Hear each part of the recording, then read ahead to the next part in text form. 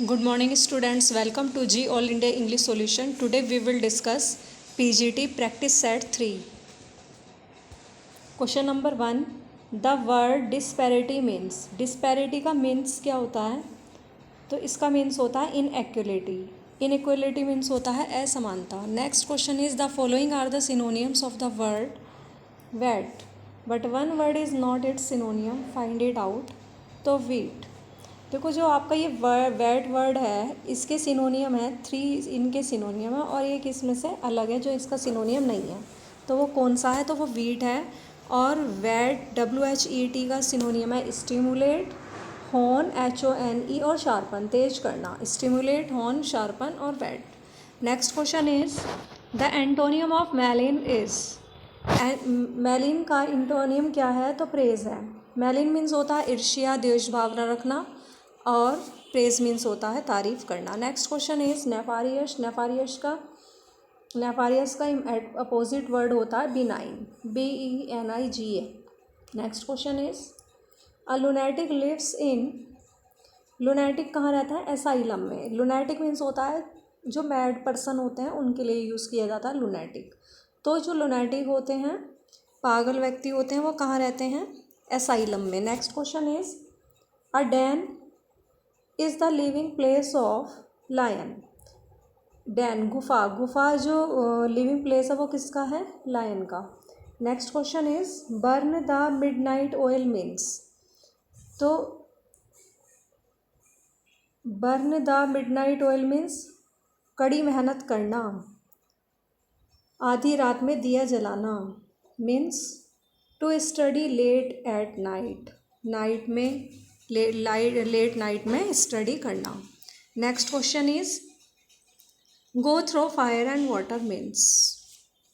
Go through fire and water means option A is correct to pass through all types of hardship. हर प्रकार की कठिनाइयों से गुजरना। Through fire and water means to pass through all types of hardships. Next question is these essays are intellectually revealing and represent various levels of complexity. कि ये जो ऐसे हैं वो इंटेलेक्चुअली रिवीलिंग हैं एंड रिप्रेजेंट करते हैं वेरियस लेवल ऑफ कॉम्प्लेक्सिटी को, जटिलताओं को। Next question is his interest in the study of human behaviour is indeed very deep. कि उसका इंटरेस्ट ह्यूमन बिहेवियर के स्टडी में वास्तव में बहुत ज़्यादा गहन है। तो ये ग्रामर से रिलेटेड क्वेश्चंस हैं ये। नेक्स्ट क्वेश्चन इज ये लिटरेरी टर्म से रिलेटेड हो गए कि it is a short speech which is heard by the audience. ये एक छोटी सी स्पीच होती है जो ऑडियंस के द्वारा सुनी जाती है। स्पीकर एक्सप्रेस करता है ऑडियंस के सामने अपने private thoughts but the other character do not here it. लेकिन जो और अदर कैरेक्टर होते हैं स्टेज पे वो उसे नहीं सुनते। तो the terms for speech is soliloquy. इसे बोला जाता है असाइड बोला जाता है। इसे क्या बोला जाता है? असाइड, जिसमें ऑडियंस तो कैरेक्टर की प्राइवेट थॉट्स को सुनेगी लेकिन जो अदर कैरेक्टर्स होंगे वो उसे नहीं सुनेंगे। तो ये है असाइड। एक साइड में होकर कैरेक्टर अपनी पर्सनल फीलिंग को बताता है। Next question is Saint Augustine's Confessions and Rousseau's Confessions. देखो सेंट ऑगस्टिन का वर्क है कन्फेशंस और रूसो का भी कन्फेशंस है वर्क है। तो ये दोनों ही क्या है? ऑटोबायोग्राफीज हैं। सेंट ऑगस्टिन्स कन्फेशंस और Rousseau's Confessions. Next question is Julius Caesar used to write and depict his personal experience about epic battles. He is said to be the first memoirist. कि Julius Caesar used to write, वो लिखने में मतलब वो use करता है और वर्णन करने में अपने पर्सनल एक्सपीरियंस को एपिक बैटल के बारे में। तो उसे he is said to be the first, उसे सबसे पहला क्या कहा जाता है? Memoirist. Julius Caesar use to write and depict his personal experience about epic battles. He is said to be the first memoirist. Next question is whose sister's plight did Virginia Woolf imagine. तो answer C is correct, option C is correct, Shakespeare. किसकी जो sister हैं उनकी दूरदशा, plight means होता है दूरदशा, उनकी जो दूरदशा होती है वो वर्जीनिया वुल्फ ने इमेजिन करी है, कल्पना करी है उसकी। तो वो किसकी सिस्टर की करी है? शेक्सपियर की। तो whose sister play did Virginia Woolf imagine? Shakespeare. Next question is Tom Stoppard wrote the script of the film. Option B is correct. Shakespeare in Love. कि ये टॉम स्टोपार्ड है, इन्होंने एक स्क्रिप्ट लिखी है फिल्म की, वो है Shakespeare in love. Next question is for it is the eternal flow. क्योंकि एक शाश्वत फ्लो है. दैट फर्स्ट इन ब्यूटी, कि जो ब्यूटी में प्रथम है उसे शक्ति में भी प्रथम होना चाहिए, उसके पास शक्ति भी होनी चाहिए, पावर भी होनी चाहिए. ये कहाँ से लाइन ली गई है? Hyperion a vision. ये जॉन कीट्स का वर्क है. ये हाइपेरियन अ विजन एक एपिक है ये. तो ये किसने लिखा है? जॉन कीट्स ने. Next question is adieu the fancy can not cheat so well as she is fame to do deceiving elf. These lines are from. Option C is correct. Ode to a nightingale. Lines को देख लेते हैं. Adieu the fancy can not cheat so well. Edu विदाई मतलब अलविदा. The fancy can not cheat so well. जो कल्पना है fancy वो अच्छे से धोखा नहीं दे सकती. As she is fame to do, जैसे उसे फेम किया जाता है करने के लिए. डिसीविंग एल्फ धोखा देने वाली एल्फ परी. तो these lines are from ode to a nightingale. तो adieu the fancy can not cheat so well as she is fame to do at deceiving elf. These lines are from ode to a nightingale. तो these lines are from ode to a nightingale composed by John Keats. Next question is, और John Keats को sensuous poet भी बोला जाता है. Next question is lamb. Lamb is called, Lamb को क्या कहा जाता है? Option C is correct. The prince of English essayist. English essayist का prince. Next question is the essay the superannuated man is authored by Lamb. जो ऐसे है ये द सुपरनुएटेड मैन, ये किसने लिखा है? चार्ल्स लैम ने. और चार्ल्स लैम को क्या कहा जाता है? ऊपर पढ़ा है हमने, the prince of English essayist. English essayist का प्रिंस, राजकुमार. Next question is Shelley's Mask of Anarchy is. Shelley का एक वर्क है मास्क ऑफ एनार्की, ये एक सेटायर है, व्यंग्य.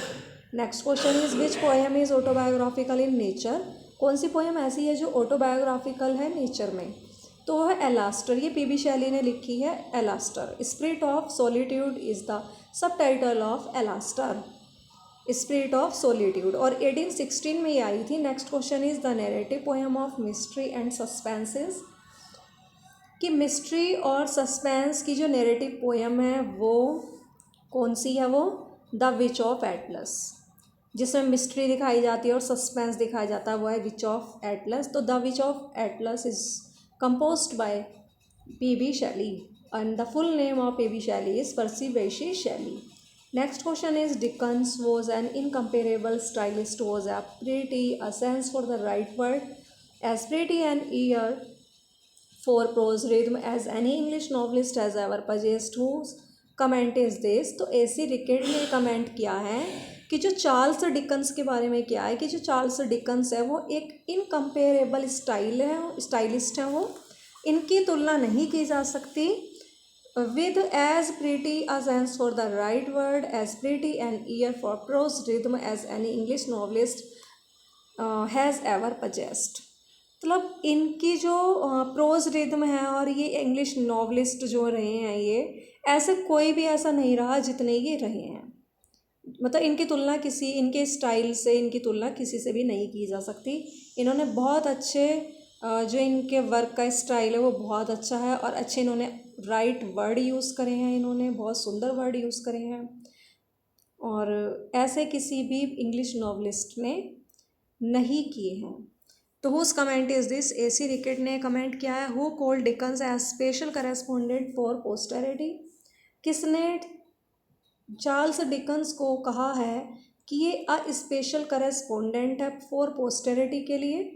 तो ये हैं, ये किसने कहा? वॉल्टर बेग होट ने कहा है डिकन्स को क्या special correspondent for posterity. Walter Bagehot. Next question is with Shakespeare Dickens is the most English of writers and like Shakespeare he has conquered the world. The faults of Dickens are the faults of English character who said. Option C is correct. George Sampson. कि Shakespeare के साथ Dickens is the most English of writers. Dickens एक English अच्छे, मतलब एक अधिक English writer रहे हैं. शेक्सपियर की तरह ये बहुत अच्छे इंग्लिश राइटर रहे हैं. और उन्होंने संसार को जीत भी लिया है। The faults of Dickens are the faults of English characters. Charles Dickens के जो फॉल्ट्स हैं वही इंग्लिश कैरेक्टर्स के फॉल्ट्स भी हैं। तो who said this? George Sampson. Next question is Matthew Arnold was educated at. Matthew Arnold ने शिक्षा ली है वो कहाँ ली है? रसबी एंड ऑक्सफोर्ड में ली है। Next question is when did he become the Oxford professor? तो इन 1857। ऑक्सफोर्ड प्रोफेसर वो कब बने थे? तो बने थे 1857 में। मैथ्यू अर्नोल्ड की यहाँ बात की जा रही है कि वो ऑक्सफोर्ड प्रोफेसर कब बने थे? वो बने थे 1857 में। Next question is who recommends high seriousness and criticism of life? किसने सिफारिश की है हाई सीरियसनेस की कि गंभीरता होनी चाहिए वर्क में, और क्रिटिसिज्म की करी है उन्होंने, तो किसने करी है? ये अर्नोल्ड ने। फुल नाम है इनका Matthew Arnold. Next question is for men may come and men may go. मनुष्य आता है और चला जाता है, but I go on forever. लेकिन मैं तो हमेशा के लिए चला जाऊँगा। These lines appear in option C is correct The Brook. ये देखो लॉर्ड एल्फ्रेड टेनिसन ने ये लाइन लिखी है, ये पोएम लिखी है द ब्रुक, उसमें से ये लाइन ली गई है for men may come and men may go but I go on for ever. तो द ब्रुक से ही ली गई है, लॉर्ड एल्फ्रेड टेनिसन ने लिखी है लाइन। और Lord Alfred Tennyson is called the representative poet of Victorian age. Next question is, देखो यहाँ पे ये क्वेश्चन आ गया, मैंने आपको बताया था भी, टेनिसन बिलोंग्स टू, तो ये विक्टोरियन एज से बिलोंग करते हैं और इन्हें रिप्रेजेंटेटिव पोएट भी कहा जाता है। Next question is Tennyson is famous for.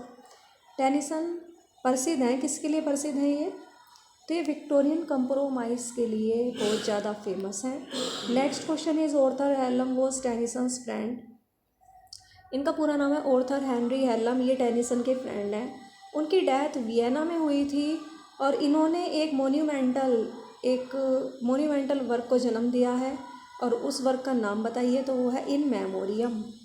ये 1815 में आया था और 1815 में ही विलियम वर्ड्सवर्थ की डेथ भी हो गई थी 1850 में। तो Arthur Henry Hallam was Tennyson friend. His death कहाँ पे हुई थी? इनकी डेथ वियना में हुई थी और उसने जन्म दिया था इनकी डेथ ने मोन्यूमेंटल वर्क को, और वो है मेमोरियम। तो लॉर्ड एल्फ्रेड टेनिसन ने ऑर्थर हेनरी हेलम के बारे में एक वर्क लिखा था इन मेमोरियम, तो ये 1850 में आया था। Next question is Maud. ये मोड है MAUD। तो Maud reflects the spirit of patriotic passion of the time of. Maud poem Lord Alfred Tennyson की पोयम है, इसमें देशभक्ति की भावना दिखाई जाती है। तो ये कौन सा वर्क है इनका? The Crimean War. Option D is correct, the Crimean War. Next question is Tennyson saw nature with the eye leave this question. ये तो कंप्लीट ही नहीं है क्वेश्चन, तो इस क्वेश्चन को छोड़ देते हैं। Next question is who fell ill with pleurisy in December 1927 and died in January 1928। कौन प्लूरिसी से बीमार हो गया था दिसंबर 1927 में और उनकी डेथ भी हो गई थी 1928 में जनवरी में? तो ये थे Thomas Hardy. Next question is, ये बड़े पैसिमिस्टिक पोएट बोला जाता था इन्हें, और रॉबर्ट ब्राउनिंग को दूसरी तरफ देखा जाए तो रॉबर्ट ब्राउनिंग को ऑप्टिमिस्टिक पोएट कहा जाता था। Next question is Hugh's funeral became controversial when his executor Sir Sidney Carlisle Cockrell was insisting for the burial in the Abbey Poets Corner, while his family and friends wished him to be buried at Stansford in the same grave as his first wife Emma। किसकी जो funeral थी उस पर बहुत ज़्यादा controversial ये रही थी कि उनके जो एग्जीक्यूटर थे वो सर सिडनी कार्लाइल कोकरेल, वो चाहते थे कि एबे पोएट के कॉर्नर में उनको बरियल किया जाए, दफनाया जाए, और जबकि उनकी फैमिली और फ्रेंड चाहते थे कि उन्हें स्टेन्सफोर्ड में सेम ग्रेव जहाँ पर उनकी पहली वाइफ है एमा, वहाँ उन्हें दफनाया जाए, वहाँ उन्हें बरी किया जाए। तो किसकी बात की जा रही है? थॉमस हार्डी की। तो ये कंट्रोवर्शियल रही थी कि इन्हें कहाँ दफनाया जाए। तो जो इनके एग्जीक्यूटर हैं सर सिडनी कार्लाइल कोकरेल, वो तो चाहते थे कि जो एबे पोएट्स कॉर्नर हैं वहाँ पर इन्हें बरी किया जाए, जबकि इनकी फैमिली फ्रेंड चाहते थे कि इनकी जो फर्स्ट वाइफ है वहाँ पर इन्हें बरी किया जाए। Next question is in which university did Eliot a course of studies in language and literature, the classic German, French and English literature. तो answer C is correct, Harvard University. तो कौन सी यूनिवर्सिटी में टी.एस. इलियट ने course किया था language और literature में, classic, German, French and English literature में? तो वो किया था हार्वर्ड यूनिवर्सिटी में। Next question is T S. Eliot was much influenced by his two teachers. T S. Eliot अपने दो टीचर से बहुत ज़्यादा प्रभावित रहे थे। एक तो उनके टीचर थे George Satyanand and the other was आयरविंग Babbitt. तो आयरविंग बेबिट इनके दूसरे टीचर थे। इन दोनों से बहुत ज़्यादा इन्फ्लुएंस रहे हैं अपने दोनों टीचर से। Next question is I have reached an age in which one forgives all. Option A is correct, Das composition. मैं तो उस एज में पहुंच गई हूँ जहाँ हर कोई किसी को क्षमा कर देता है। दास कंपोजिशन से ये लाइन दी गई है, कमला दास का वर्क है ये। तो and the jerky way he urinates, who wrote, किसने ये लाइन लिखी है? And the jerky way, jerky तरीके से ही यूरिनेट्स, तो ये लिखा है कमला दास ने। Next question is the theme that dominates the poetry of Das is, Das का मतलब है यहाँ पे कमला दास से। तो जो कमला दास की पोइट्री की थीम है वो है लव। इन्होंने लव पर बहुत लिखा है। नेक्स्ट क्वेश्चन इज, देखो मुझे थोड़ा स्पीड में पढ़ाना पड़ रहा है क्योंकि आपको पता ही है एग्ज़ाम पास ही हैं, तो इसलिए बहुत जल्दी जल्दी कराना पड़ रहा है क्वेश्चंस। तो यदि आपको समझ में ना आए तो दोबारा आप इन्हें देख लेना वीडियो को और अपने नोट्स बनाते रहिए साथ साथ, तभी आपको ये लर्न होंगे। All these heroes as the other men and women who had emerged in my novels and short stories were dear to me because they were the reflection of real people I had known during my childhood and youth who said। तो option C is correct, आनंद। आनंद से यह यहाँ पे मुल्कराज आनंद की यहाँ बात हो रही है। In preface of two leaves and a bird.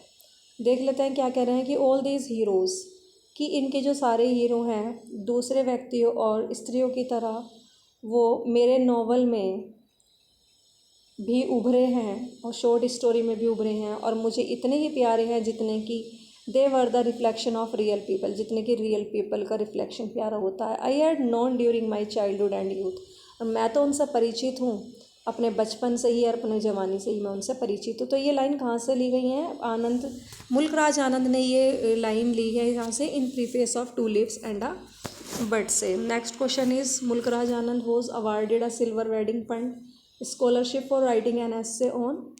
तो option A is correct, David Hume. Mulkraj Anand को एक अवार्ड दिया गया था, a silver wedding fund scholarship.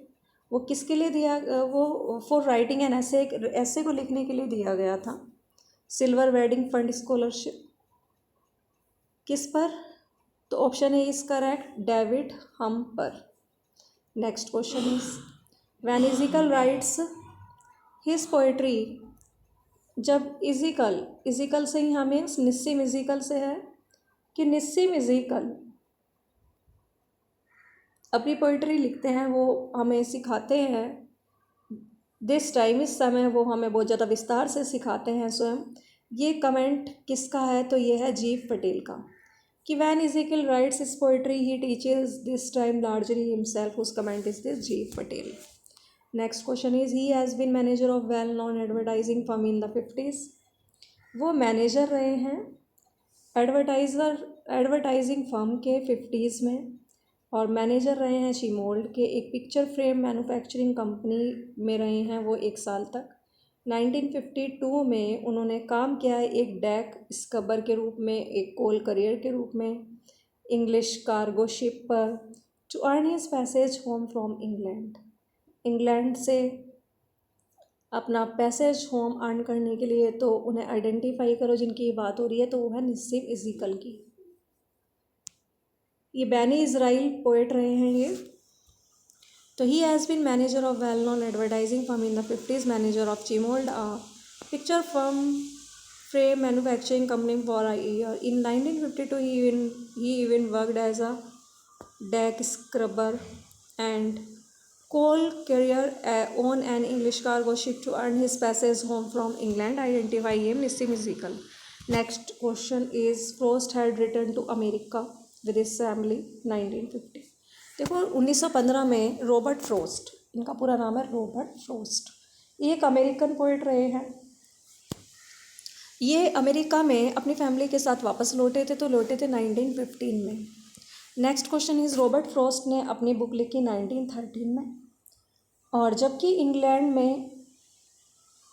वो इंग्लैंड में रह रहे थे तब उन्होंने लिखी अपनी बुक 1913 में। और जब वापस लौटे अमेरिका को तो वो एक फेमस मैन बन गए थे। और ये कलेक्शन कौन सा है जो इन्होंने लिखा था 1913 में? तो ये option D is correct, a boy's will. A boy's will लिखा था रॉबर्ट फ्रॉस्ट ने। Next question is I accept reality, मैं रियलिटी को एक्सेप्ट करता हूँ। Dare not question it, materialism first and last in doing. मैं रियलिटी को accept करता हूँ और मेरा अंदर इतना साहस नहीं है कि मैं मटेरियलिज्म पर पहले क्वेश्चन उठाऊँ एंड लास्ट इन बीइंग, और लास्ट में मैं इन बीइंग पे क्वेश्चन उठाऊँ। तो ये कौन बोल रहे हैं? ये बोल रहे हैं वॉल्ट विटमैन। ये भी एक अमेरिकन पोइट रहे हैं। Next question is leaves of grass appeared on. जो लीव्स ऑफ ग्रास वर्क है इनका, ये कब आया था? इंपॉर्टेंट क्वेश्चन बनता है एग्ज़ाम के पॉइंट ऑफ व्यू से।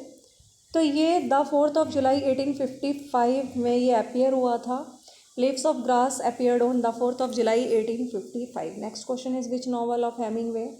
पूरा नाम है Ernest Hemingway. Posthumously published account of his early Paris days. तो ये है अ मूवेबल फीस्ट 1964। हेमिंगवे का कौन सा नॉवल उनकी डेथ के बाद पब्लिश हुआ था? अर्ली पेरिस डेज के कारण। तो ये है a movable feast 1964। Next question is man at war 1942। एक ही एंथोलॉजी है वॉर के बारे में। Stories chosen introduced by Hemingway on an idea suggested by. So option A is correct, William Kozlenko. कि man at war 1942 is an anthology of war stories chosen and introduced by Hemingway on an idea suggested by William Kozelenko. Faulkner people experience defeat, but they do not withdraw. For Faulkner, the keyword is doom. Faulkner people experience defeat, हराते हैं, but they do not withdraw.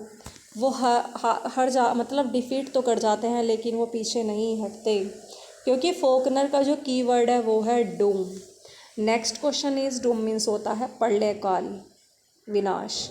Next question is he was the champion of the illiterate people. वह अनपढ़ लोगों का champion रहा है, अनपढ़ white लोगों का और निग्रो का भी। He had been an initiative artist, वो एक इनिशिएटिव आर्टिस्ट भी रहे हैं।